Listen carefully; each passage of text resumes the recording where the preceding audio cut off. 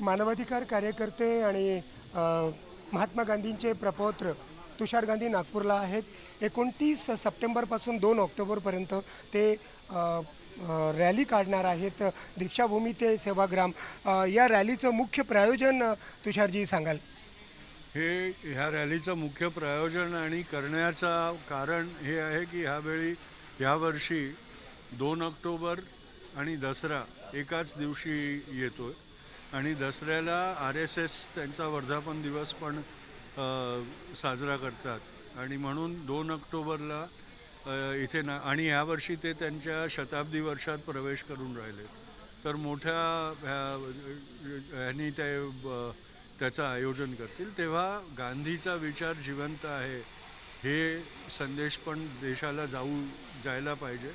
या विचारातून आम्ही ही एक यात्रा करायचं ठरवलं आणि बाबासाहेब आंबेडकर आणि बापू यांच्या विचाराचा एक समागम आणून द्यावा म्हणून दीक्षाभूमी ते सेवाग्राम ही यात्रा आम्ही घडवतो. त्याच्यात संविधानिक लोकतंत्र, एक समताचा विचार, न्यायाचा विचार आणि बाकी जे जनआंदोलन देशाभरात चालले त्यांच्यावर फोकस करण्यासाठीचे कार्यक्रम आम्ही या यात्रेच्या माध्यमातून करू आणि 28 तारखेला त्याच्या सुरुवातीला शहीद भगतसिंगच्या दिवसावर आम्ही नागपूरमध्ये संविधान चौकामध्ये एक रॅलीनी ह्याचं सुरुवात करू. तुषारजी, आपण महात्मा गांधींचे ग्रेट ग्रँडसन आहात. आपण त्यांचं नाव घेतलं, आंबेडकरांचं सुद्धा नाव घेतलं, पण त्याच वेळेला पत्रपरिषदेमध्ये बोलताना आपण असं म्हटलात की माओवादीसुद्धा क्रांतिकारी आहेत काय असं जेव्हा विचारलं होतं तेव्हा आपण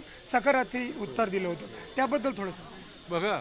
माओवादींचा पण आपण भले त्यांना आतंकवादी मानू, ते हिंसाच्या मार्गावर आहेत, पण एक सोशल इनजस्टिसचा ते प्रतिकार करायला त्यांनी लढा उभा केला आहे आणि त्यांना जे समर्थन भेटलं आहे ते पण ते सोशल इनजस्टिसच्यामुळे भेटलं आहे. तर ते आपल्याला स्वीकार करावा लागेल.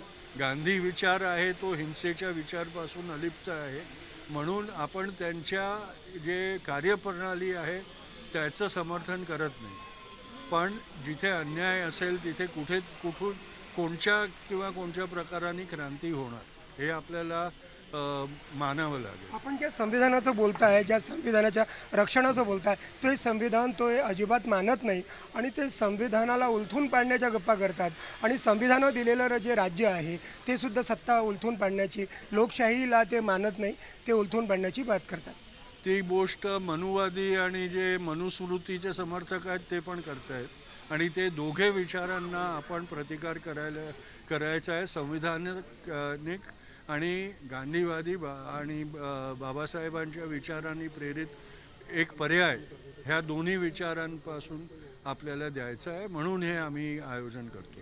पण आपण गांधींचे वारसदार म्हटले जातात, वैचारिक वारसदार म्हटले जातात आणि त्याच वेळेला आपण माओवाद्यांची अशी पाठराखण करणं कितपत योग्य आहे? एक मिनिट, माझा प्रश्न असा आहे, कारण तुम्ही ज्या विदर्भात आहात त्या विदर्भामध्ये काही जिल्हे असे आहेत ज्यांनी कितीतरी दशकं माओवादी हिंसाचार बघितलेला आहे. कित्येक परिवार असे आहेत ज्यातील कुटुंबातील 1 किंवा 2 सदस्य माओवाद्यांनी हिंसाचारामध्ये बळी पडलेले आहेत. अजूनही ते परिवार जे आहेत ते रस्त्यावर आहेत आणि त्यांना कोणीही मानवाधिकार कार्यकर्ता भेट देत नाही, त्यांच्याकडे जात नाही. आपण सुद्धा आजपर्यंत कधी गेला नाही आहेत. तर असं आतापर्यंत त्यांच्याकडे का नाही गेलात आपण अशा कुटुंबांकडे, आणि विशेषतः जे दलित आणि आदिवासी कुटुंबातले आहेत परिवारातले? नाही बघा, ते परिवारांमध्ये मी का नाही गेलो, माझ्या जाणारी त्यांच्या दुःखात काही कमी होणार नाही आहे. ज्यांना रिलीफ ज्यांनी द्यायला पाहिजे ते देत नाही, त्यांना तुम्ही हे प्रश्न विचारायला पाहिजे. सत्तेत जे लोक बसली आहेत ते का त्यांच्याकडे दुर्लक्ष करतात ते प्रश्न तुम्ही त्यांना विचारायला पाहिजे. मी तिथे आजपर्यंत गेलो नाही, मी कित्येक जागेवरती अजून पोचू शकलो नाही आहे. मी सगळ्याकडे पोचू शकतो. माझा प्रश्न हा होता की तर ते आणि मी माओवादींच्या त्यांची जे कार्यप्रणाली आहे त्याचं जरासुद्धा समर्थन करत नाही. त्यांनी ते जर राष्ट्रविरोधी कार्यात असेल तर त्यांचा आपण प्रतिकार करायलाच पाहिजे आणि त्यांच्या विरुद्ध कार्यवाही झालीच पाहिजे.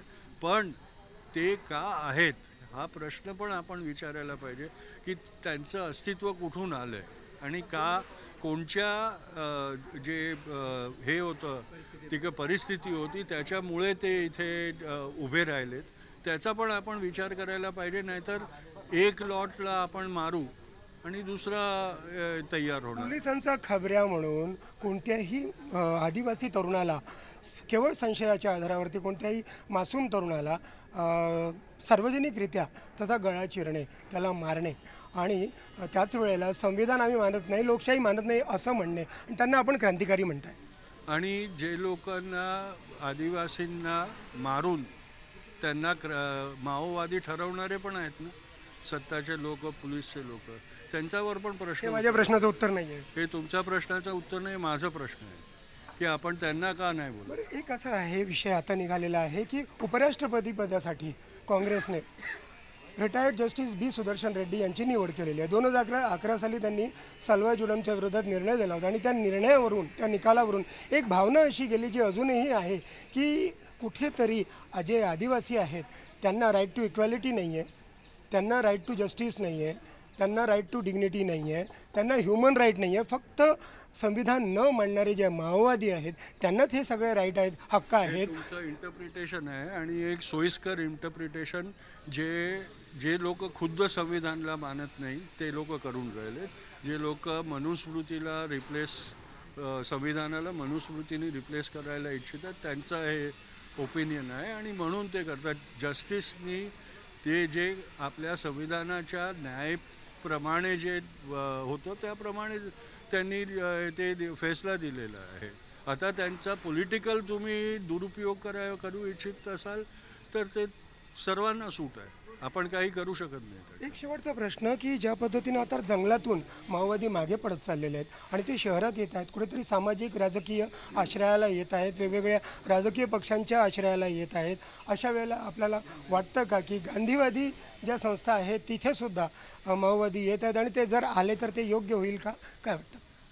विनोबांनी चंबलमध्ये जेव्हा बागींची समस्या फार जटिल होती आणि सरकारकडे त्यांच्या संविधानाला मान्य न मान्य हा प्रश्न आहे. बोलू द्या, पण आपण प्रश्न विचारता आणि मी बोलू त्याच्यापूर्वी दोघांची तुलना कशी होऊ शकते?